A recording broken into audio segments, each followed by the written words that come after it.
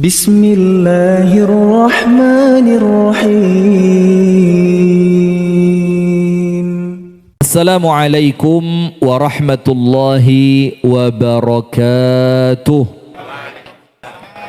Bismillahirrahmanirrahim. Alhamdulillahi rabbil alamin. Allahumma salli wa sallim ala nabiyyina Muhammadin wa ala alihi wa sahbihi ajma'in.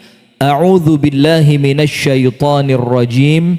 Ya ayyuhalladzina amanu taqullaha haqqa tuqatih wa la tamutunna illa wa antum muslimun.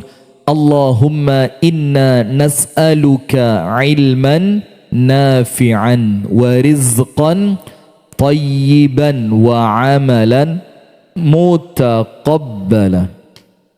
Amin ya rabbal alamin. Amma ba'du. Hadirin sekalian, ibu-ibu dan bapak-bapak, teman-teman dan jamaah sekalian, jamaah pengajian rutin Masjid Nur Shalihin Kota Kediri, yang semoga kita bersama dirahmati Allah, diberkahi Allah, dan senantiasa mendapatkan bimbingan dan tuntunan dari Allah. Amin ya rabbal alamin. Alhamdulillah, kita bersyukur di pagi hari ini kembali kita dipertemukan Allah. Kemudian salawat beriring salam semoga Allah curahkan kepada baginda Nabi besar Muhammad sallallahu alaihi wasallam. Sekarang kita masuk pada perkara penghalang kejernihan hati yang berikutnya. Yang sebelumnya tentu apa? Berbicara tentang banyak ngomong, banyak makan, kemudian rakus terhadap dunia, kemudian banyak tidur. Maka kemarin kita pelajari salah satu obatnya agar hati itu bersih dan jernih adalah senantiasa memunculkan sikap zuhud. Zuhud itu dalam artian kita lebih memilih apa yang ada di sisi Allah dan kita rela untuk kita dapatkan apa yang di sisi Allah walaupun dengan menukarkan dunia.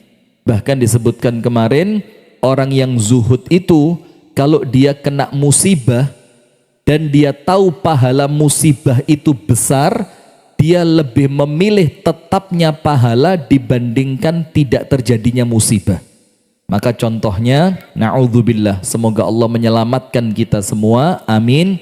Misalkan Allah takdirkan anak kita meninggal dan kita tahu ternyata pahalanya begitu besar, maka kita tetap milih, ndak popo anak saya meninggal, yang penting pahala besar itu Allah berikan kepada saya. Di sini menunjukkan kita lebih memilih apa yang ada di sisi Allah dibandingkan tetapnya sesuatu di sisi kita. Faham gak Bu? Jadi zuhud itu termasuk isi dompet sekarang. Ya Allah, hamba yakin ya Allah, janjimu orang yang sedekah bakal diganti, orang yang menolong orang lain bakal engkau tolong. Nah, dompetnya dibuka, isini ditokni, dilebokni kotak, bantuan banjir Sumatera. Nah, zuhud. Mana kotaknya? Nggak ada. Oh sudah. Oh sudah. Waduh, jadi nunggu dulu tadi. Dibaleni mana? Ah iya, biar ketahuan zuhudnya itu loh. Katanya jamaah apa? Wes minggu ngarep gak ngajin. Nggak apa-apa jamaah. Karuan timbang tek belas loh. Bismillah, keluarkan wis. Pokoknya roto abot, ya Allah, jani ya abot, tapi saya yakin ya Allah gitu. Nanti insya Allah kalau keliling lagi, yang masih ada diisi lagi ya. Tapi kalau panjenengan ngerasa wis cukup, ya sudah usah diisi lagi. Monggo, bismillah, diputer lagi. Kiuris, alah malah konangan mek 2000 lek kiuris sih. Kalau uangnya berupa fisik itu ketok, mali sungkan, lek gak biru ya abang. Lek kiuris kadang-kadang nominal 2000, Masya Allah. Coba tanya nanti kiurisnya Masjid Nur Shalihin. Ya dok ya, Dokter Hendra tabang gawanteng, Masya Allah. Lanjut. Nah maka sekarang ada penghalang yang menjadikan hati kita tidak akan jernih. Dan mohon maaf, kita sudah sampaikan berulang kali, nilai manusia itu bukan terletak pada fisiknya tapi pada hatinya. Dan termasuk apa yang Allah pandang dari manusia, Allah tidak memandang fisik kita, tapi Allah melihat apa yang tersimpan di dalam hati kita. Dan ketulusan, kebaikan, keikhlasan, tawakal, semua ibadah-ibadah besar itu semuanya adalah ibadah hati. Maka dengan itu ada faktor lagi yang menjadikan hati itu tidak bisa bersih, yaitu faktor nafsu. Mereka yang meniti jalan menuju Allah meski dengan cara yang berbeda-beda sepakat bahwa nafsu menghalangi hati mereka untuk sampai kepada Allah. Ini sudah seorang arif berkata, perjalanan para pencari Tuhan namanya apa? Salik atau murid. Namanya apa? Salik atau murid. Orang yang berjalan menuju perjumpaan dengan Allah. Itu namanya apa? Salik atau murid. Perjalanan para pencari Tuhan berakhir pada titik apa? Mengalahkan nafsu. Jadi Anda dianggap sukses untuk berjalan, untuk memotong pita di garis finish kalau panjenengan itu sudah mampu menundukkan nafsu. Dan saya pernah cerita di sini di awal Ramadan tahun lalu. Mudah-mudahan tahun ini kita ketemu Ramadan lagi dalam keadaan sehat walafiat, panjang umur, istiqomah, dalam keadaan tidak kurang suatu apapun. Cara menundukkan nafsu yang terkuat itu satu, puasa. Ini nafsu itu tidak bisa ditundukkan dengan perkara-perkara selain puasa. Walaupun tentu ngomongnya ilmu, yo ilmu. Ngomongnya iman, yo iman. Ngomongnya pertemanan, yo tentu pertemanan itu pengaruh. Tapi yang paling kuat untuk menekan nafsu apa? Puasa. Karena normalnya begini, orang kalau lagi puasa mau bohong, mosok poso, bohong. Orang ketika puasa lewat di beranda YouTube-nya video yang kurang pantas. Mosok saya puasa lihat video yang seperti ini. Ketika dia sedang puasa, ada dia jual beli, kemudian ada keinginan untuk curang. Maka biasa orang puasa itu remnya lebih pakem dibanding orang yang tidak puasa. Maka banyak di kalangan para ulama itu mentarbiah diri dengan dua, puasa dan sholat tahajud. Puasa dan sholat tahajud. Kalau dua ini panjenengan bisa istiqomahkan, tapi tentu apa? Setelah yang wajib-wajib sempurna, nggih. Sholat fardunya sempurna, puasa wajibnya sempurna, zakat yang wajib sempurna, maka diri itu ditarbiah dengan tahajud dan puasa. Dan ini dirangkum dalam hadisnya Jibril. Apa hadisnya? Ini tadi malam saya sampaikan, malaikat Jibril itu malaikat yang paling mulia. Menasehati Nabi Muhammad, manusia dan Nabi yang paling mulia. Bayangin, yang memberi nasihat malaikat yang paling mulia. Yang diberi nasihat Nabi dan Rasul yang paling mulia. Nasihatnya 3, solusinya 2. Nasihatnya berapa? 3. Solusinya berapa? 2. Nasihatnya apa? Nomor 1. Aish ma syi'ta fa innaka mayyitun. Hiduplah sesukamu, tapi kamu pasti mati. Boh, beteni loh ini Pak. Kita kalau dengar kata mati itu ya Allah, jujur Pak. Yo, ndredeg. Terus langsung kepikiran, selamat apa celoko. Waduh itu normal banget lah. Maka nasihat pertama kata malaikat Jibril, Aish ma syi'ta fa innaka mayyitun. Hiduplah sesuka kamu, tapi endingnya kamu pasti mati. Yang kedua, wa'amal ma syi'ta fa innaka majziyun bihi. Lakukan apapun yang kamu suka, tapi ingat pasti ada balasannya. Jadi kalimatnya makdes ini, makjeleb. Lakukan sesuka kamu, tapi semua itu ada balasannya. Apik becik ke titik, olo ketoro. Dan yang ketiga, wa ahbib man syi'ta fa innaka mufariquh.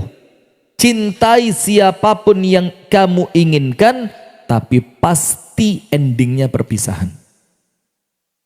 Mau orang tua, mau suami istri, mau anak, mau sahabat, mau teman, endingnya apa? Pisah. Kalau tidak dia yang pergi, kita yang pergi. Dengan 3 nasihat ini, malaikat Jibril ngasih 2 solusi. Dan solusi yang kita bahas sekarang, menahan nafsu. Nomor 1 kata malaikat Jibril, wa'lam inna izzatal mu'min qiyamuhu billail. Kemuliaan orang beriman itu di dalam sholat tahajudnya. Maka muncul kemuliaannya. Maka tidak usahlah sok-sokan kepingin wibawa ngomongnya ditoto. Assalamualaikum warahmatullahi. Malah diguyu wong, rapantes. Iya.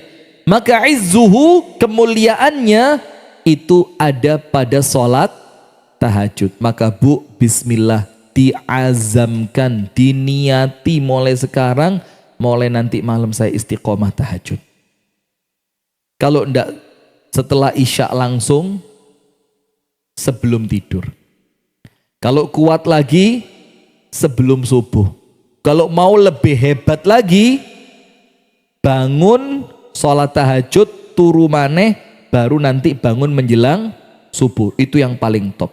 Itu nomor 1 solusinya. Sholat tahajud. Bu, coba angkat tangan yang istiqomah tahajud. Coba saya pengen tahu. Bukan riak, pengen tahu dok. 1, 2. Oh langsung noleh kabeh. Sopo. Padahal renek blas. Masya Allah. Sudah. Solusi pertama, sholat tahajud. Solusi kedua apa? Wa syarafuhu istighna'uhu 'anin nas. Ketika dia tidak butuh dengan apa yang di tangan manusia. Tidak butuh dengan apa yang ada di tangan manusia, itulah zuhud. Termasuk maksud di dalamnya, gak butuh panganan sing menungso kemalan dengan semua itu, dengan arti puasa. Maka kalau orang puasa nih ajek, sholat tahajudnya ajek, insya Allah uripe mulio. Insya Allah apa? Uripe mulio. Sing penting puasanya ajek, istiqomahnya juga ajek. Ada teman saya video call, tidur ndak diangkat. Setelah bangun ganggu saya pengajian. Langsung dipateni. Sudah. Maka seorang arif berkata, orang yang mencari Allah, artinya begini, mencari Allah itu ndak mungkin ketemu kalau hatinya kotor. Illa man atallaha biqalbin salim. Maka orang yang mau ketemu Allah, hatinya wajib bersih. Orang yang senengannya hasud tidak akan ketemu Allah. Orang yang senengannya sombong tidak akan ketemu Allah. Orang yang kesukaannya flexing, pamer, ujub tidak akan ketemu Allah.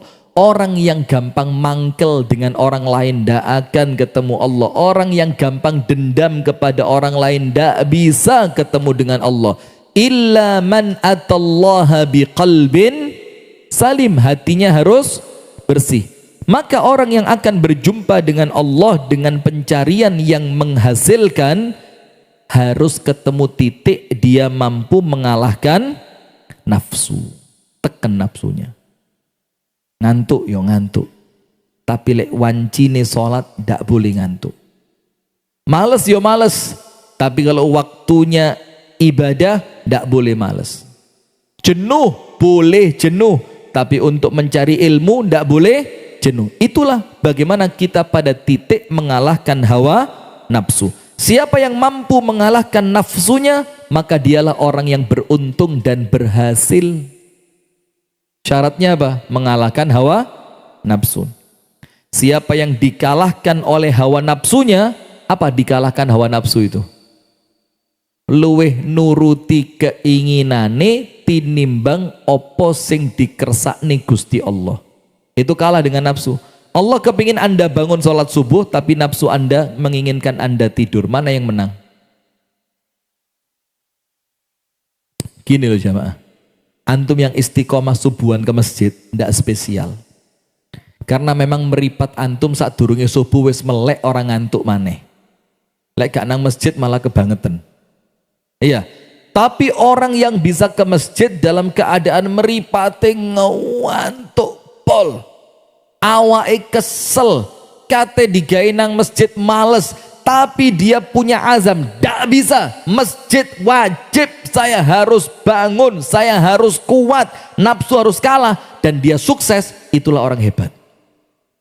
Maka kalau ndak ada tantangannya seperti yang panjenengan ini, yus, ora tau ngantuk subuh jam 3 wis gak iso meripatis gak iso merem. Panjenengan juga, mana lagi panjenengan yang sepuh-sepuh ini. Karena orang itu semakin sepuh, waktu tidurnya semakin berkurang. Dan itulah hikmah dari Allah. Allah tahu wayahe golek sangu. Maksudnya turune wis kudu dilongi. Dan Allah bikin struktur tubuh kita ini memang wis gak sepiro seneng turu, malah angel turu. Nah, bismillah. Lah dompetku kari soalnya. Siliono sih, pinjam sih. 500 5 5,000 5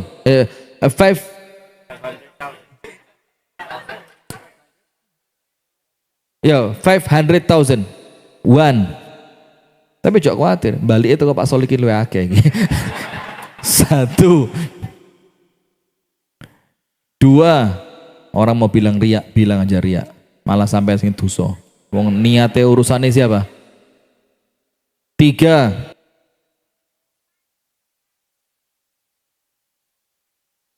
4, 5. Belum. Tak kira wes. Ketok ae Masya Allah. Bismillah, bismillah, ayo. Insya Allah, bismillah. Pokok yakin, ndak mungkin gak balik. Ndak mungkin gak balik. Gak di dunia, di akhirat mesti ketemu. Bismillah. Muter lagi saya, bismillah. Tapi jangan memaksakan diri ya. Tapi panjenengan harus tahu kapasitas diri panjenengan. Memang Allah takdirkan bisa lebih, Anda ndak lebih, malah rugi. Karena apa? Orang yang pelit, pelit untuk siapa? Dirinya sendiri. Sudah, sambil saya lanjutkan, tapi ya tak lirik. Nah, lumayan biru gitu. Ayo bismillah, bismillah, bismillah. Putar. Putar. Galeono. Wis saono wis. Masyaallah abang maneh, alhamdulillah. Tapi abangnya rada-rada orange. Abang sih rada puyeh, ya paham ya warnanya ya. Kelihatan meripat gak bisa dihapusi. Saya ini kalau baca gini sekarang sudah tidak seberapa jelas, tapi kalau uang masih kelihatan saya. Sudahlah, lanjutkan ya. Maka begini jamaah, ketika kita itu ibadah tapi tidak ada tantangannya, itu baik, Masya Allah bagus. Tapi ibadah yang lebih baik itu kapan? Ketika awake males tapi panjenengan menang untuk maksa diri tetap ibadah. Apa dalilnya? Ada? Ada. Panjenengan tahu Rasul ketika ditanya, ya Rasulullah, ma afdhalus shadaqah, ya Rasul, sedekah apa yang paling afdol? Rasul bilang 3. Nomor 1, pas sampean kepingin sugih, pas sampean wedi melarat, dan pas awakmu sehat walafiat. Jadi pas diri kita itu lagi kemalan duit, pas diri kita itu lagi wedi-wedine gak duwe melarat, pas badan kita sedang sehat-sehatnya. Kalau sakit mesti wong seloros gini. Pas sehat-sehatnya tidak ada pendorong. Lah kok panjenengan bisa sodako, itu yang terbaik. Maksudnya apa? Ketika justru diri ini melarang kita untuk kebaikan, malah kita ajak untuk melakukan kebaikan. Pas diri kita sedang pelit-pelitnya, pas kita paksa, gak oleh kalah mbek sifat pelit, kudu loman.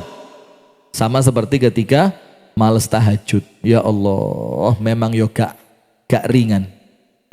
Pas meripat ngejak merem, pas awake butuh istirahat, tapi Anda katakan badan istirahatnya besok saja kalau masuk surga. Ayo tetap potangi, tetap tahajud. Nah, ketika Anda sudah menang melawan nafsu ngantuk tadi, maka itulah orang yang sukses akan berjumpa dengan Allah di dalam perjalanan ini. Maka ayatnya dalam surah Allah berfirman dalam surah An-Nazi'at, ini ayat yang favorit untuk saya, 37 sampai 41. فَأَمَّا مَنْ طَغَى وَآثَرَ الْحَيَاةَ الدُّنْيَا فَإِنَّ الْجَحِيمَ هِيَ الْمَأْوَى. فَأَمَّا مَنْ طَغَى, orang yang melampaui batas. وَآثَرَ الْحَيَاةَ الدُّنْيَا, dan lebih mengedepankan memilih kehidupan dunia dibanding akhirat. Apa yang terjadi? Fa innal jahima hiyal ma'wa. Memang dia sudah milih untuk masuk neraka. Memang dia sendiri yang milih untuk masuk neraka. Maksudnya apa? Memang dia yang tidak pernah ikhtiar untuk mengalahkan hawa nafsunya. Senantiasa diikuti. Kepingin makan, makan. Kepingin nonton sesuatu yang Allah haram. Na'udzubillah, na'udzubillah. Saya barusan kemarin diceritani, astagfirullah. Ada satu ustadz, konconiku pas konco sing gak apik.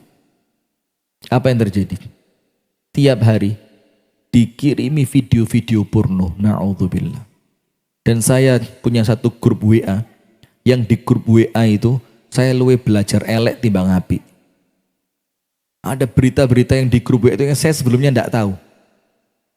Teman-teman kirim stiker kakek Sugiono, saya tidak pernah tahu opo iki. Sampai saya ini bingung dewe.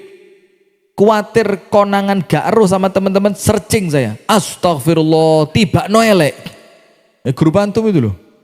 Antum juga masuk di grup itu. Mohon di mana wongi sing mlebu grup itu? Ya, dia tidak masuk. Oh alah. Nah sudah. Maka ini Ustadz dikirimi video tiap hari. Kata beliau apa? Yo tak hapus Ustadz. Tapi apa? Kadang-kadang kan sebelum video itu di-download, itu kan sudah nampak gambar yang blur.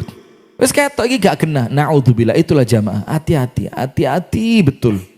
Nah maka fa amma man tagha, orang yang melampaui batas. Melampaui batas dalam apa? Dalam dosa. Wa atharal hayatad dunya, dan dia mengedepankan, memilih, lebih mengutamakan kehidupan dunia. Jadi yang dibangun olehnya bukan akhirat tapi apa? Dunia. Maka dibilang sama Allah, fa innal jahima hiyal ma'wa. Tahu kan ayatnya? Itu loh jamaah. Maka kalau milih dunia, endingnya neraka. Tapi sebaliknya, wa amma man khafa maqama rabbih wa nahan nafsa 'anil hawa. Tapi barang siapa man khafa maqama rabbi, wedi kepada Allah. Wedi kepada Allah itu ihsan.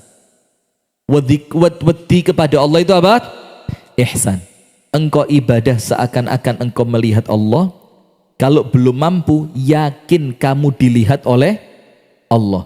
Lah kalau sudah punya yakin dilihat oleh Allah, lah kok tetap maksiat?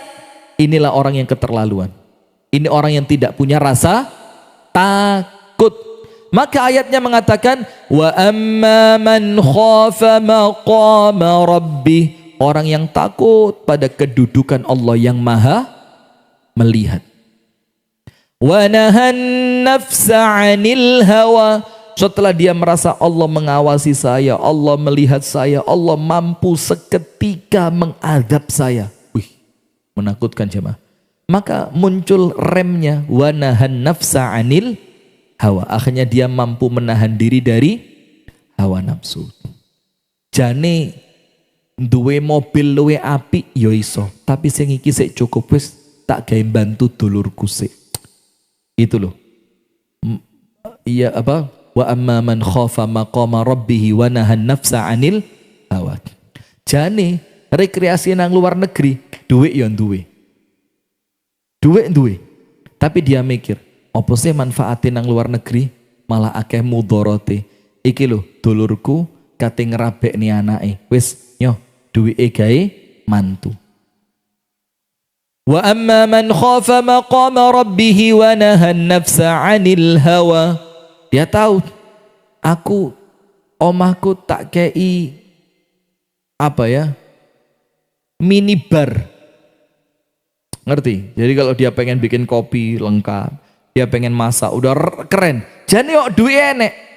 Tapi koncoku lagi bangun pondok. Wis karuan duwe iki gawe bangun pondok. Itu loh Pak, wa nahan nafsa 'anil hawa. Dia lebih mengedepankan akhirat dibandingkan apa? Dunianya. Dan itulah yang kemarin diawali dengan kalimat zuhud. Apa yang dia dapatkan? Wa amma man khafa maqama rabbih wa nahan nafsa 'anil hawa.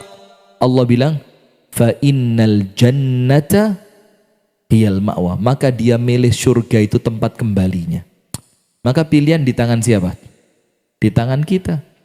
Mau milih mengikuti hawa nafsu endingnya neraka, atau mau milih nahan nafsu dan endingnya surga. Maka kemarin saya ceritakan, sebenarnya kita ini kalau mau bisa. Kalau mau bisa. Tapi sayangnya apa? Kita ini lemah kemauan. Kita ini apa? Lemah kemauan. Kita ini tidak mau dok. Maka ada cerita seorang ulama ngajak anak muridnya itu untuk apa? Jalan-jalan. Terus dipilih jalan itu tempatnya di mana? Di padang pasir yang begitu panas. Maka kemudian si murid itu ketika melewati suatu sumur, dia kan pengen minum. Gurunya bilang apa? Empeten dhisik. Ini analoginya. You know analogi? Analogi itu perumpamaan. Contoh, misal. Gurunya, tapi ini kejadiannya beneran. Sehingga guru dengan kejadian ini ingin menunjukkan kepada muridnya, itulah akhirat. Ketika sampai pada suatu sumur, gurunya bilang apa? Jangan minum di sini. Nanti sumur yang di depan airnya lebih jernih, lebih dingin, lebih bagus. Maka muridnya ngempet. Ketemu sumur depannya, mampu dia meninggalkan sumur sebelumnya. Ketika ketemu sumur sebelumnya, gurunya bilang apa? Tahan lagi, sedikit lagi. Depan itu sudah kelihatan kok dari sini. Ada sumur yang airnya lebih seger, airnya lebih jernih, airnya lebih enak untuk diminum dan menghilangkan dahagamu. Muridnya tarik napas lagi. Tapi dia yakin gurunya tidak mungkin bohong.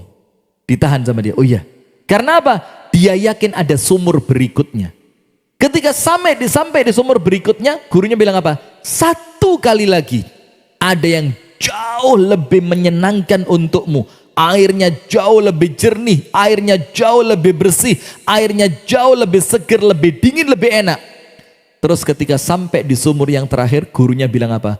Hadza mathalud dunya wal akhirah. Inilah permisalan nafsu duniamu yang kalau kamu mau dan kamu punya yakin, monggo silakan masuk. Kamu punya yakin tentang akhirat, kamu akan bisa melewati detik demi detik ujian dan kamu bisa menahan hawa nafsumu. Karena apa? Kamu yakin di depanmu ada surga yang jauh lebih baik. Wal akhiratu khairul laka minal ula. Itu loh cara neken nafsu itu. Iki tak tinggal, Allah genti sing luwih apik. Maka Rasulullah SAW bersabda, man taraka syai'an lillah, barang siapa yang meninggalkan sesuatu karena Allah, apa yang terjadi? Awadhahullah khairan minhu. Allah akan kasih ganti yang jauh lebih baik. Contoh, orang yang menundukkan matanya dari perempuan yang bukan mahram, Allah ganti yang jauh lebih baik. Apa itu? Allah akan munculkan kenikmatan pada istrinya yang mengalahkan yang dia tinggalkan dari yang haram tadi. Tapi orang yang sudah puas dengan yang haram, Allah cabut nikmat dari yang halal. Hati-hati. Orang itu kalau sudah waleh itu apa? Wis lego, puas, bosen dengan yang haram-haram, Allah hilangkan yang halal, kenikmatannya Allah hilangkan. Maka orang itu kalau merasa istrinya sudah tidak nikmat lagi, cek hatimu. Jangan-jangan sudah kebanyakan ngelihat yang haram di luar. Lungguh di kafe sing banyak perempuannya, duduk di apa yang kalau kita keluar nih, kalau malam, angkringan yang penjualnya itu pakai kaos kawetat sakmene, sementara dodone tumpah-tumpah. Na'udzubillah. Maka ketika pulang tidak ada nikmat yang ngelihat istri. Tapi kalau dia tahan dirinya, tidak boleh haram, tidak boleh haram. Maka untuk yang halal Allah munculkan nikmatnya. Jadi hati-hati. Orang itu makan makanan yang enak, terasa ndak enak ketika perutnya sudah apa? Kenyang. Tapi memakan makanan yang nampaknya sederhana, tapi pas perutnya lapar, rasanya bagaimana? Nikmat. Ya itulah ibaratnya. Antum lewat kadung warek ndek njobo, mulih kewareken gak lapo-lapo. Paham? Hei. Cak ngomong serius, ngahingi. Sudah, lanjut. Nafsu itu akan mendorong manusia untuk melampaui batas. Fir'aun coba, Fir'aun. Innahu tagha. Innahu tagha. Kenapa Fir'aun itu melampaui batas? Karena dia mempertuhankan apa? Hawa nafsunya. Maka Allah tanya dalam Al-Quran, afara'aita man ittakhadha ilahahu hawa. Tidakkah kamu lihat manusia-manusia yang mempertuhankan hawa nafsunya? Siapa? Di depan mata banyak Pak. Wes sugih sik rakus. Wes sugih sik rakus. Siapa? Luhut lagi, astagfirullah. Loh kok ada yang bisik-bisik, bah Luhut, astagfirullah. Ini live. Ada apa-apanya saya kena ini. Rusak YouTube ini, rusak ini. Ardi, tadi apa? Suaranya masuk apa antum mute Ardi? Hah? Masuk? Astagfirullah. Ya mbak pengertian lah, kalau ada yang gitu-gitu itu langsung ditit gitu. Sudah lanjut. Maka nafsu itu akan mendorong manusia untuk melampaui batas. Maka Allah tanya, tidakkah kamu lihat? Afara'aita. Dan kalimat tidakkah kamu lihat itu kalimat perintah. Maksudnya Allah apa? Deloen. Lihatlah. Lihatlah siapa? Orang-orang yang tenggelam di dalam hawa nafsunya. Apa endingnya?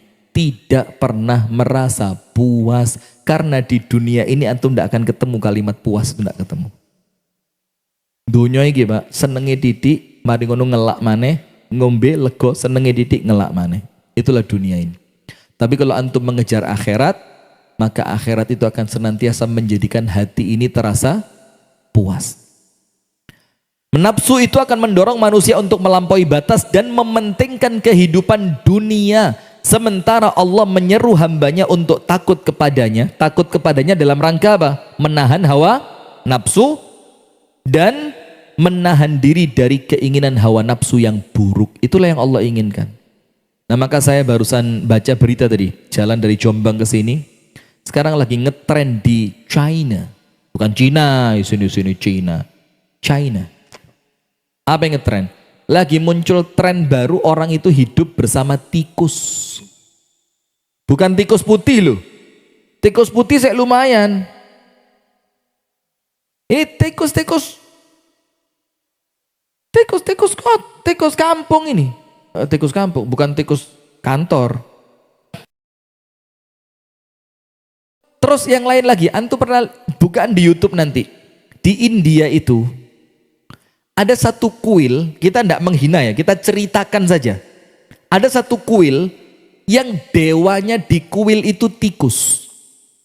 Maka tikus di kuil itu ada yang sudah mati, ada yang sudah jadi bangkai, ada yang rambutnya hilang separuh, yang sudah na'udzubillah. Dan itu dimuliakan. Maka kalau kita tidak punya agama jamaah, kita itu lebih hina dari binatang. Binatang yang seharusnya kita tahu itu menjijikkan, ternyata kita mulia-muliakan. Coba, itu kalau tidak punya apa? Agama. Nah maka agama itu ngatur nafsu kita agar tidak dikendalikan oleh akal kita yang dangkal ini, untuk nafsu itu kemudian dikasih rel sama Allah, ini yang boleh, ini yang tidak boleh. Itulah bagaimana ketika manusia itu memiliki agama. Hati manusia sebenarnya berada di antara dua penyeru. Apa itu? Ayat-ayatnya apa ayatnya? فَأَلْهَمَهَا فُجُورَهَا وَتَقْوَاهَا قَدْ أَفْلَحَ مَنْ زَكَّاهَا وَقَدْ خَابَ مَنْ دَسَّاهَا. Allah tunjukkan ada jalan ketakwaan, ada jalan keburukan. Wes ketok. Maka ketika seorang laki-laki muda datang sama Nabi Muhammad ngomong apa? Ya Rasulullah, aftini, ya Rasul, berikan fatwa kepadaku. Napa dawuhi Kanjeng Nabi? Istafti qalbak. Mintalah fatwa ke dalam hatimu. Jadi hati ini yang ngerti loh Pak, endi sing api, endi sing elek. Tapi terkadang hati kita itu kalah dengan nafsunya. Kenapa? Tidak dibimbing oleh syariat.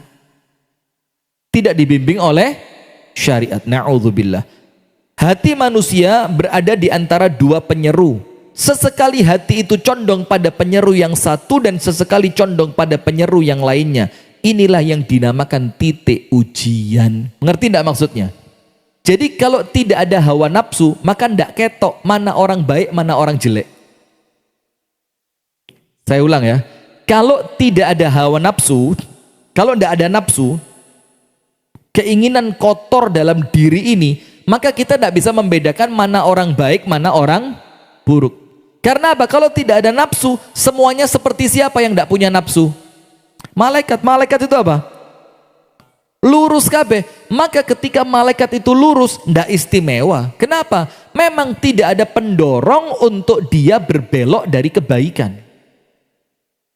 Tapi elingo, manusia juga bukan iblis yang elek terus sehingga senantiasa menormalisasi keburukan. Ngerti menormalisasi keburukan? Seperti di tempat kita sekarang. Maaf nggih, ini kita ngomongnya di masjid, jane gak pantes. Tapi perlu saya sampaikan untuk siapa? Untuk kita ini loh, supaya tutu mboten awon. Tutuk ngertos? Tutuk apa? Supaya lisan kita tidak kotor. Sekarang lihat anak-anak kita ngomong anjay. Itu biasa banget. Bahkan sekarang konten kreator kalau nggak ngomong anjir nggak keren. Konten kreator itu. Terus kalimat-kalimat yang buruk yang lainnya lagi. Kenapa kok sampai seperti itu? Tidak punya kontrol dari nafsunya dia. Maka seharusnya manusia itu disebutkan dalam kitab ini, oleh Allah diberi nafsu, tujuannya apa? Supaya kita bisa melihat, oh iki lho wong apik. Kenapa? Dia bisa korupsi tapi dia tidak mau melakukan itu. Iki lho wong apik, dia iso njukuk tapi dia tidak mau ambil itu. Iki lho wong apik, kesempatan enek tapi dia tinggalkan itu. Nah, kalau tidak ada nafsu, kita sendiri tidak bisa ngontrol aku iki apik apa elek. Maka ketika nafsu Anda ngejak turu, lah kok Anda tetap tangi untuk subuhan, maka Anda tahu aku iki insya Allah wong apik. Ya apa? Tapi ketika nafsu Anda mengajak tidur, kerungu adzan subuh, Anda tetap turu. Ojo ngomong Anda wong apik, kalau Anda meninggal jangan GR masuk surga. Nggak usah ngomong Allah maha baik. Loh Allah maha baik, aturannya kok langgar kok Allah maha baik? Dari mana Allah maha baik? Allah maha baik itu kalau Anda tahu aturannya Allah juga baik untuk Anda. Itu Allah maha baik. Kenapa Anda ngomong Allah maha baik hanya ketika Anda maksiat? Tapi Anda tidak tahu Allah itu maha baik ketika Allah ngatur Anda dengan syariatnya. Seharusnya kalau orang waras ngomong Allah itu maha baik, Anda yang ngerti berarti aturannya Allah itu untuk saya apa? Baik. Dan ini kan manusia yang gak adil buat dirinya sendiri. Bu, bu. Wingklu Anda ini dingklu ini merasa diceramai keweden keliru atau memang sekadung ngantuk? Ngantuk. Tahan. Nah, ini orang baik ini. Jani ngantem ya iso, tapi saya tahan. Maka ini ciri orang baik. Tapi sombong, gak situ api. Sudah lanjut. Dalam Al-Quran Allah menyebut nafsu dengan 3 sifat. Lihat, ini semuanya sudah tahu lah. Nafsun mutmainnah, itu yang pertama. Untuk siapa? Anda baca ayat sebelumnya. Ketika Allah mengatakan, ya ayyatuhan nafsul mutmainnah irji'i ila rabbiki radiyatan mardiyah fadkhuli fi ibadi wadkhuli jannati.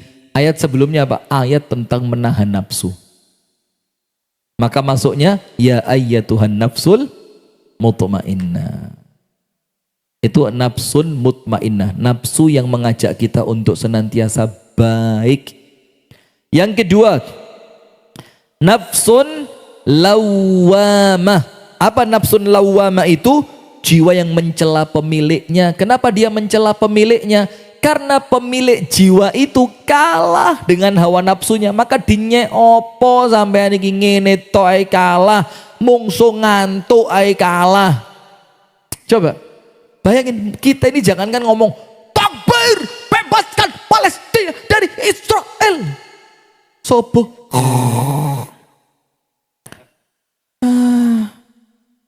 Lewang mungsu ngantuk kalah. Lawan ngantuk kalah. Lawan lapar kalah. Bebas Palestina dari Israel. Saya doang Israel. Ayo ngomong apa sampean niku lho. Duh. Tangi subuh. Poso Senin, Mis. Baru gak usah jerit Palestina insyaallah merdeka. Iki subuh turu. Senin Kemis ra tau poso, dijak sedekah metune mek rong. Bebaskan Palestina dari Israel. Pedot ototmu, pedot, pendarahan otak nanti. Wis talah aja otot. Astagfirullahaladzim. Sudah. Maka yang kedua, nafsun lawwamah. Wala uqsimu bin nafsil lawwamah. Aku bersumpah kata Allah dengan nafsu-nafsu yang lawwamah. Lawwamah itu apa? Wong apik dicela, wong elek dicela. Maksudnya apa? Wong apik dicela. Kenapa? Gak iso luwe apik. Sing elek apa maneh? Kene apa biyen kok dadi wong elek gak dadi wong apik. Yang ketiga, nafsun ammaratun bisu. Nabi Yusuf mengatakan, wa ma ubarri'u nafsi innan nafsa la ammaratum bisu. Ini nafsun ammaratun bisu, nafsu yang senantiasa mendorong untuk apa? Korupsi, judi online, adu, PT, mabuk, cangkruk masuk ya? Cangkruk masuk. Ya lek cangkruknya sampai melampaui batas, iya. Cangkruk sampai lupa kepada istri, cangkruan iso petang jam kuat ngobrol ngalor ngidul dijak ngaji 2 menit meripate perih. Ngono ku wong ya teko. Mana? Mboten. Ngajeng kula pas itu yange. Nah, sudah. Itu namanya nafsun ammaratun bisu. Berarti nafsu ada berapa dalam Quran? 3. Nomor 1, nafsun mutmainnah. Nomor 2, nafsun lawwamah. Nomor 3, nafsun ammaratun bisu. Para ulama sendiri berbeda pendapat apakah satu jiwa memiliki 3 sifat atau setiap hamba memiliki 3 jiwa. Ngerti enggak? Jadi para ulama itu beda pendapat. Begini. Apakah hati kita ini berpotensi mendapatkan 3-tiganya? Yo kadang-kadang mutmainnah, kadang-kadang lawwamah, kadang-kadang ammaratun bisu. Atau sebaliknya. Sebaliknya itu bagaimana? Kalau ngomong tentang nafsu, maka setiap jiwa itu punya kecondongan masing-masing. Ono sing memang orangnya itu mutmainnah. Ada yang orangnya itu karena kecondongan lemahnya hati menjadi lawwamah. Dan ada kecondongan pada ammaratun bisu. Nah maka para ulama beda pendapat. Cuma saya pribadi ambil pendapatnya Imam Ibnul Qayyim. Ibnul Qayyim itu mengatakan, yo hati kita itu di antara 3 ini. Tinggal mana yang lebih kuat untuk mengalahkan yang lain. Nah sekarang kita baca yang mutmainnah dulu ya. Nanti yang lainnya kita baca pada pertemuan berikutnya. Insya Allah. Yang pertama jamaah, pendapat pertama disampaikan fuqaha dan para mufassir.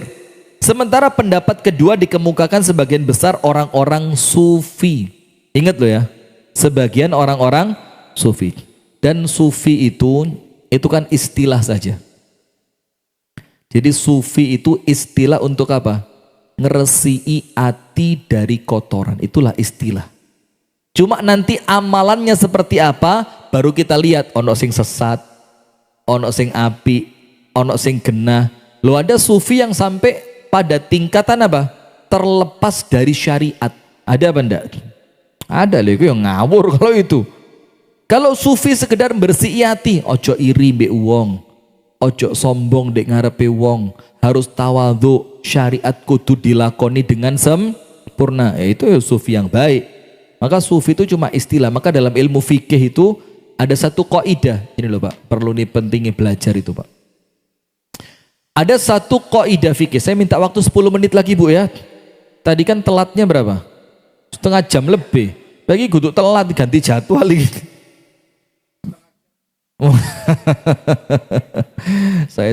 Sekarang saya mohon maaf ya, rodok ngurangi jadwal. Jadi kalau saya sering izin, ya tolong difahami lah. Ya biasa, namanya orang kan umurnya tambah 6 kok senden. Sabar. Ya sabar. Ya Allah sabar.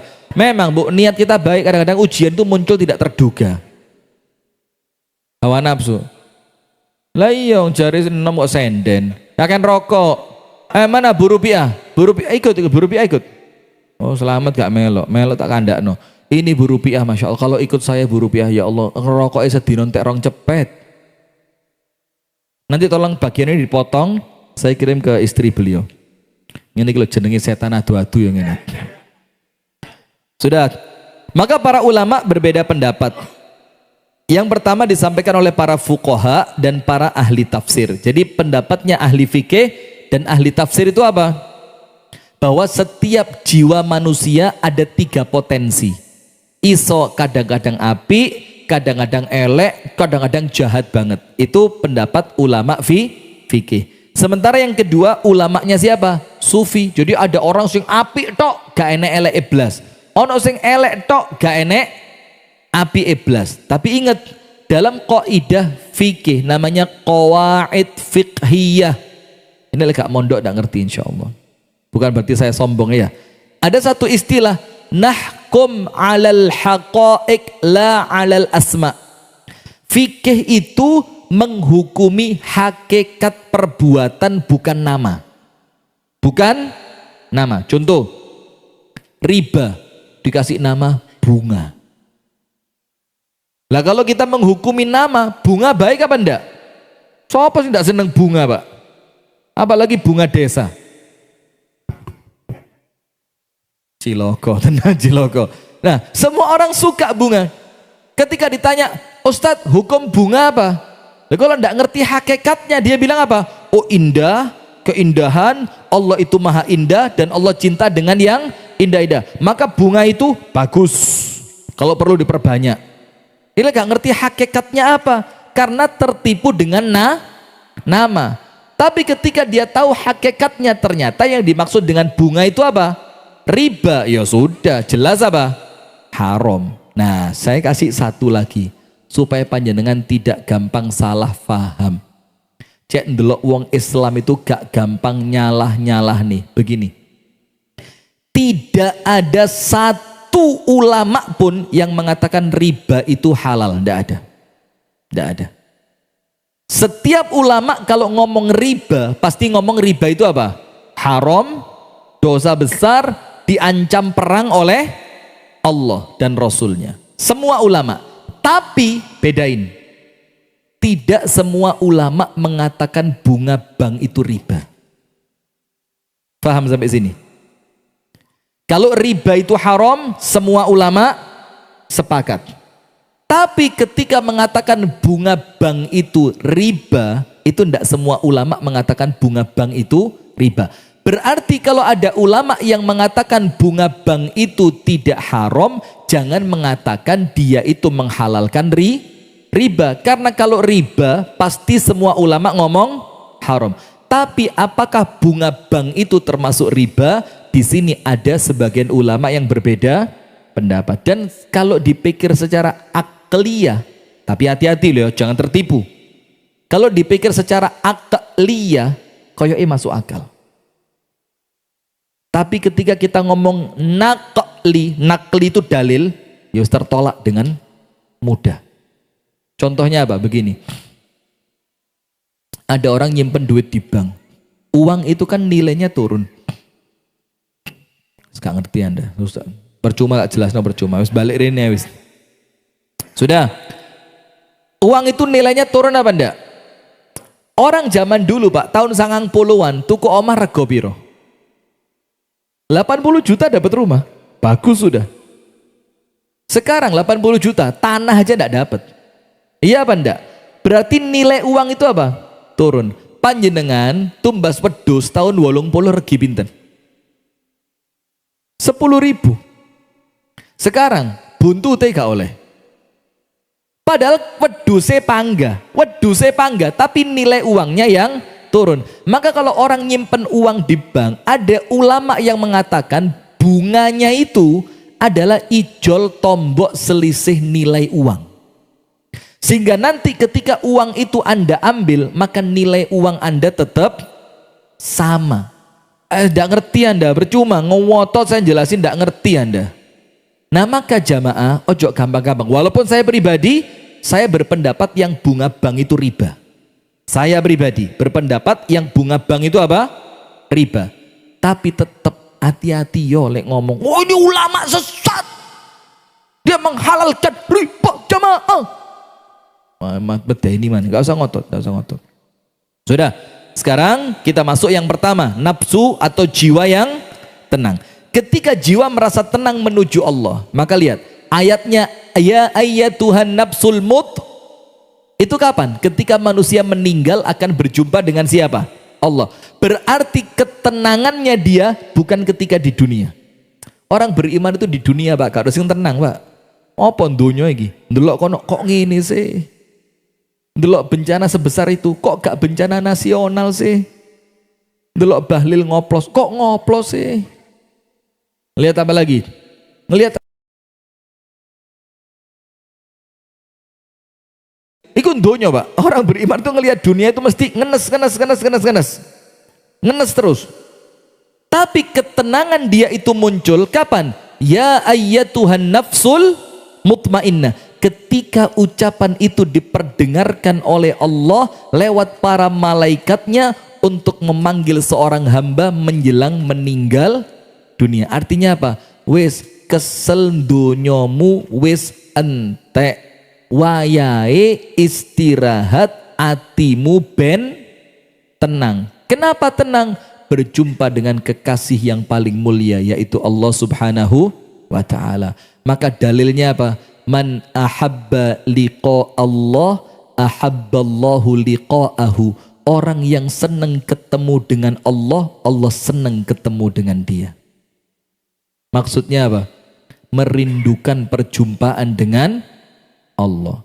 Lah kalau Anda tidak kepingin ketemu Gusti Allah, itu dari awal memang Gusti Allah tidak kepingin ketemu panjenengan. Na'udzubillah min dzalik. Maka kalimat ketika jiwa merasa tenang menuju Allah, tenang dengan menyebut namanya. Sebelumnya apa? Alladzina amanu wa tatma'innu qulubuhum bidzikrillah. Ala bidzikrillahi tatma'innul qulub. Oh, yang sebelumnya memang atine kulino penak digawe wiritan. Sehingga ketika mau mati oleh Allah dipenak nih. Jadi terbiasa dengan ketenangan-ketenangan ketika zikir. Terbiasa tenang ketika sholat, tenang ketika sujud, tenang ketika baca Quran, tenang ketika berdoa kepada Allah. Maka ketenangan itu Allah lanjutkan. Maka apa ucapannya Ibnul Qayyim? Inna fid dunya jannatun. Di dunya iki jane yo enek surga. Man lam yadkhulha, orang yang tidak pernah merasakan dan masuk ke surga dunia itu, lam yaduk jannatal akhirah, tidak akan merasakan dan masuk surga akhirat. Saya ulang ya, di dunia ada apa? Surga.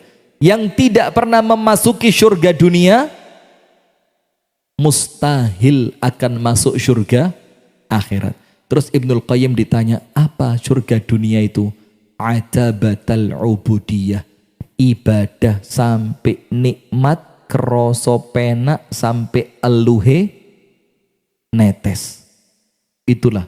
Anda kalau sudah pernah merasakan nikmat ibadah, sholat, ngaji, dungo, istighfar, tobat, wiritan, sampai meripati netes banyu moto, insya Allah nanti ada waktunya Anda masuk nikmatnya surga akhirat. Amin ya rabbal alamin. Kita lanjutkan. Maka diawali dengan apa? Nikmat dan tenang ketika menyebut nama Allah, kembali kepada Allah, rindu ketemu dengan Allah. Apa rindu ketemu dengan Allah? Anda pernah enggak Pak? Koyok ngenteni sholat kok gak adzan yo. Ketika adzan, jujur tekok jerone ati itu tulus banget ngomong apa? Alhamdulillah wis krungu adzan, berarti wayahe aku balik sholat. Pernah seperti itu? Kalau pernah begini. Kenapa? Oh iya, itu lek Ramadan tok ya, ngenteni gak adzan sampai adzan beduk dikira maghrib. Sampai Anda tahu ada guyonan apa? Ada guyonan itu ketika ada radio, terus kan request lagu. Ada orang telepon, Assalamualaikum, radio Suara Hati Gumul Raya. Oh iya betul, bisa request lagu boleh. Request apa? Request adzan maghrib. Jam loro awan request adzan maghrib. Tutup pandusnya sampai gendeng mas. Masya Allah. Sudah. Maka dia senantiasa rindu berjumpa dengan Allah. Sampai ada sebagian ulama salaf dalam kitab Min Akhlaqis Salaf itu ngomong apa? Laulal lail lama aishtu fid dunia. Kalau tidak ada malam, gak enek bengi, aku gak kepingin urip di dunia ini. Kenapa? Karena kalau siang saya sibuk dengan kerja, sibuk ngeladeni menung. Tapi kalau malam itu waktunya aku istirahat, wong lorowan tok berduaan dengan Allah. Wis contoh ben gampang.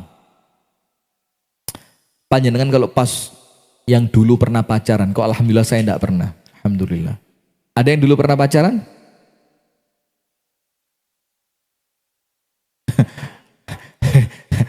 Wajah menentukan hasil loh Pak. Wajah panjenengan enggak. Yang dulu pernah pacaran. Kalau pas berduaan dengan pacarnya, seneng apa enggak? Seneng.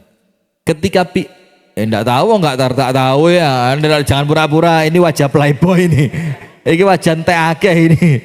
Sudah, ketika berduaan dengan pacarnya, waktu terasa cepat berlalu. Kemudian di akhir perjumpaan terasa apa? Sedih, berat. Yang dinantikan berikutnya apa? Perjumpaan yang selanjutnya. Coba lihat. Nah, ya walaupun tentu tidak berusaha menyamakan antara Allah dengan makhluk ya, karena tidak mungkin kita menyamakan Allah dengan makhluk. Laisa kamitslihi syai'. Allah tidak serupa dengan apapun, tapi minimal kalau panjenengan enten gadai rasa tresno marang Gusti Allah, minimal seperti itu. Analoginya begitu. Kepingin ketemu Allah. Ya Allah, rindu. Maka para sahabat zaman dulu, itulah kenapa panggilan perang itu mereka tunggu. Salah satunya apa? Ini cara mengakhiri hidup yang syar'i. Bunuh diri boleh? Gak oleh. Tapi kalau perang, ini cara mengakhiri hidup yang syar'i ini. Maka antum pernah dengar cerita kan sahabat Nabi yang megang beberapa butir kurma? Iya tahu kan? Terus kurma itu dimakan sambil dia mau masuk ke medan perang. Di sebelahnya dia ada Nabi Muhammad. Terus orang ini tanya, ya Rasulullah, in mitu fa aina ana? Kalau saya mati di perang ini ya Rasul, kira-kira tempat saya di mana? Rasulullah bilang apa? In mitta muqbilan ghairu mudbir walakal jannah. Kalau kamu mati di perang ini maju, bukan mundur untuk lari, maka kamu langsung masuk surga. Ketika kebayang surga dia mikir, taman, sungai, keindahan, kenikmatan, bidadari, ketenangan, hidup yang tidak ada beban, semuanya enak. Langsung apa pikir? Terus dia bilang apa? Innaha la hayatun tawilatun hatta akulat tamarat. Kalau harus mati sampai nunggu kurma ini habis, kesuwen. Karena jaminan mutu, kalau saya mati tempat saya di mana? Surga. Buang itu kurma. Dekek, jeret, maju, dan betul orang itu menang. Apa kata Rasulullah? Sodaqah. Ini orang benar dengan omongannya. Coba. Kalau kita ini mati gara-gara jelas yang dibangun dunia akhirat durung enek bangunane blas. Coba Pak arsitek, bagaimana Pak pemborong? Iki pokok dunia tok wis ya. Nah, kalau kita yang dibangun dunia, akhiratnya sik nol. Ya sapa sih kepingin pindah ke tempat yang isinya masih kosong. Na'udzubillah min dzalik. Maka inilah yang disebut jiwa yang tenang. Saat jiwa ini wafat, maka Allah akan katakan kepadanya apa? Ya ayyatuhan nafsul mutmainnah irji'i ila rabbiki radiyatan mardiyah. Saya tidak senang ayat ini dipotong. Karena ayat ini tidak kepotong sampai situ. Masih ada dua lanjutannya. Fadkhuli fi ibadi wadkhuli jannati. Dan yang ngomong itu langsung Allah. Ayo le, rene le. Surga le, mulia, wayai, melbu, surga. Waduh. Tapi itu Pak diikhtiarkan mutmainnah ketika ibadah. Ketika ibadah keroso tenang, ketika ngaji keroso tenang, ketika maca Quran keroso tenang. Bagaimana caranya? Pengajian yang pertama dulu. Apa yang pertama dulu? Atine kudu resik saka dosa. Hatinya harus bersih dari apa? Dosa. Karena hati yang kotor dengan dosa tidak mungkin merasakan nikmatnya ibadah. Mosok kalah sama Ahmad Dhani? Ahmad Dhani itu ngomong apa? Kalau saya ini memang tidak bisa apal Quran karena saya yakin tidak akan bercampur antara musik dengan lo Dhani lo ngerti. Lo masa jamaah Ustadz Rifki gak ngerti? Apa mana Ustadz tambah gak ngerti mana? Wah lo nemen ini. Subhanallah. Karena apa? Hati yang terlanjur kotor dengan dosa tidak mungkin merasakan nikmatnya ibadah. Ini dua harga yang tidak mungkin disatukan. Anda lek tuku apa? Anda lek tuku dunya gak mungkin entuk akhirat. Anda lek tuku akhirat yo dunyane kudu dikorbankan. Itu ucapannya siapa? Abdurrahman bin Auf. Abdurrahman bin Auf bilang apa? Aku nyoba gabung dunya lan akhirat gak ketemu. Maka kata Abdurrahman bin Auf apa? Karena aku butuh akhiratku, dunyaku tak culni. Ketika dunya wis diculni, dunya gak terima, nguber terus. Anda kira dunia akan berhenti? Enggak, nguber Anda terus. Ojo khawatir. Ayo, kotaknya keliling lagi. Ini. Kotaknya keliling lagi. Masih ada. Oh sampun. Ya sudah. Ente-entean iki jamaah mulan ngarep buyar tenan iki. Mosok kotak muter ping 3. Tapi serius, Pak. Di pengajian kami yang lain, termasuk di Pari ya. Di Pari itu kotak itu ada 2. Ada kotak majelis taklim, ada kotak sosial. Contohnya di majelis taklim Cinta Surga. Itu kotaknya 2. Yang pertama kotak untuk kas majelis taklim, untuk konsumsi, untuk kemudian mungkin ya bisyarahnya Ustadz, untuk kemudian kalau perlu beli meja-meja buat ngaji, kalau perlu beli itu kasnya apa?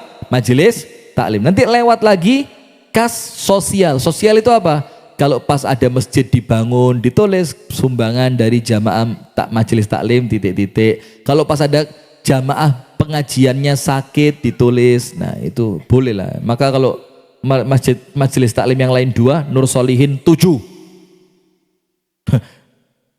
Munyar gak ngaji-ngaji nguter nih kotak toh ya.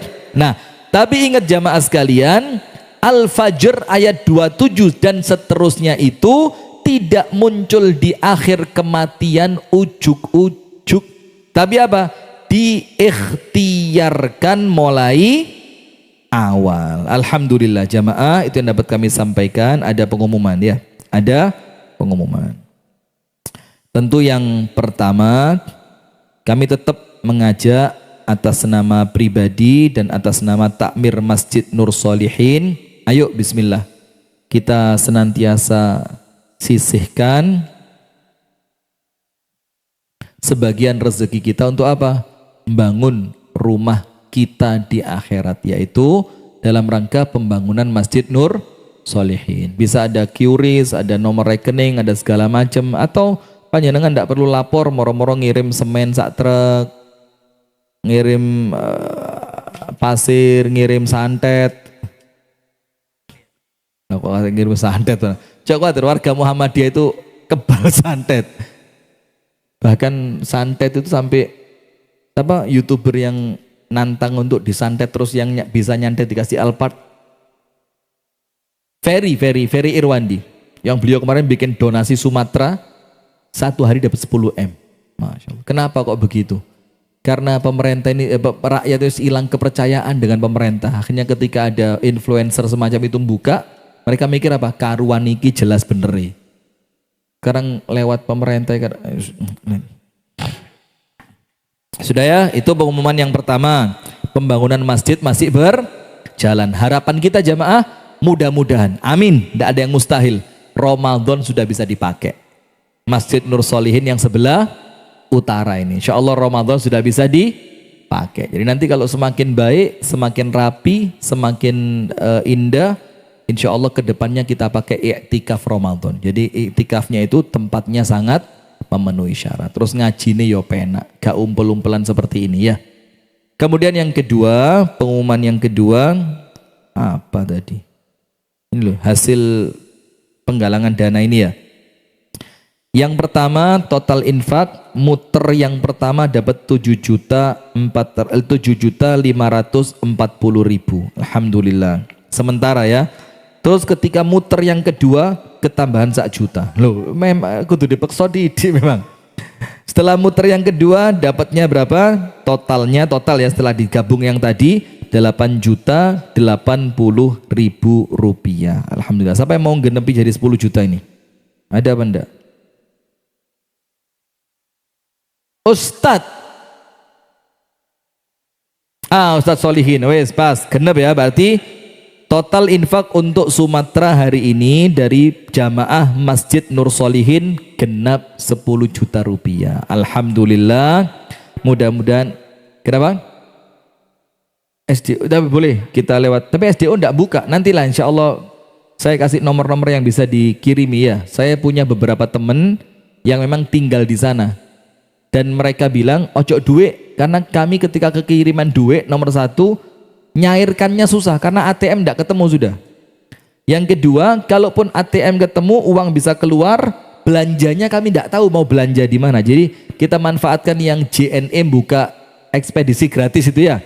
Jadi kita belikan bahan-bahan di sini, kita kirim ke sana. Nanti ada teman saya Ustadz Nur Sanjaya Abdullah. Ini Ustadz yang insya Allah dedikasi tinggi, dedikasinya bagus.